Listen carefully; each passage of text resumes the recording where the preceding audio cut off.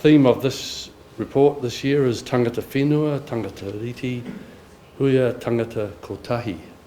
People of the land, people of the treaty, bring everyone together. And the reason we chose that was this year being election year, we felt that there was something that the idea of citizenship was really key to this year.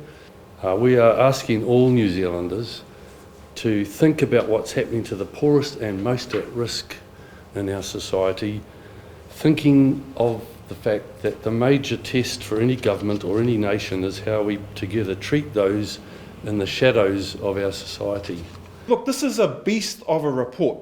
There's 24 different social progress indicators that we look at across 5 different work areas, and it's the 13th year that we've done it. The truth is, behind all of those numbers, all of those statistics, are real lives, real stories, real people, and what this report is showing, some real challenging circumstances that a lot of these people are facing. In terms of housing, the consents for new dwellings is the highest level in 20 years. Again, we want to celebrate and acknowledge that. Statistics New Zealand released some revised population figures last year.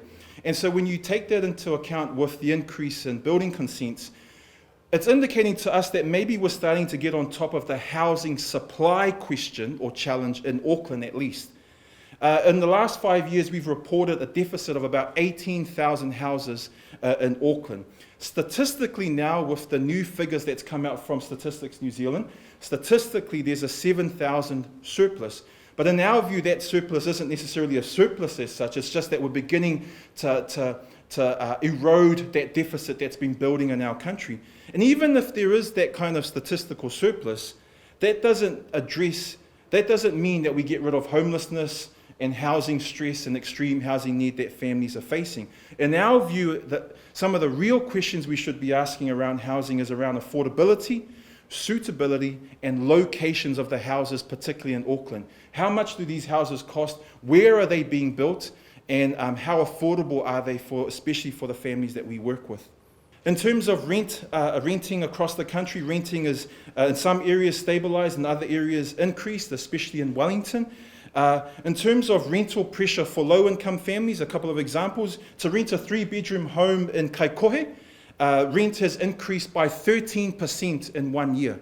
To rent a 3-bedroom home in Trentham, these are sort of working-class suburbs that that the Salvation Army is connected to rent a 3-bedroom home in Trentham, that's increased by 20% in 1 year. So in our view, lower-income houses, low-income families are really they're really facing the challenges of rental pressure. The other thing that was worrying for us is the social housing statistics. At the writing of the report, the waiting list sat at about 14,000 applicants. That's about the same population as Oamaru or Tokoroa, that are essentially homeless or facing extreme housing need. Remember though, 14,000 applicants represents a lot more people than that. And so there's some real challenges. I just want to close with this. Look, there's some major challenges in our country. Look, we understand that. We're the Salvation Army. We're unashamed about who we advocate for, particularly the poorest in our nation. There's some major challenges, but there's some good progress as well. In our view, we've got to be hopeful. In the election year, as Ian said, we've got to be hopeful.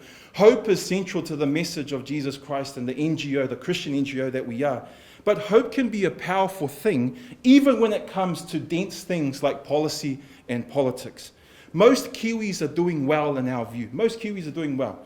Unemployment levels are low, house building is up, minimum wage is up. There's all these different things where it's showing that we're doing well. But for the poorest Kiwis, times are really tough. And in our view, when you're in that situation, your choices are absolutely limited. Do poorer people make bad decisions? Of course they do. So do middle-class New Zealanders, so do wealthier New Zealanders. We all make bad decisions.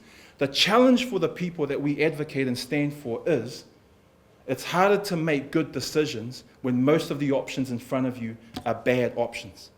And so from our view, good progress, some wonderful things happening, but the Army believes that there can be things that are done better in our nation.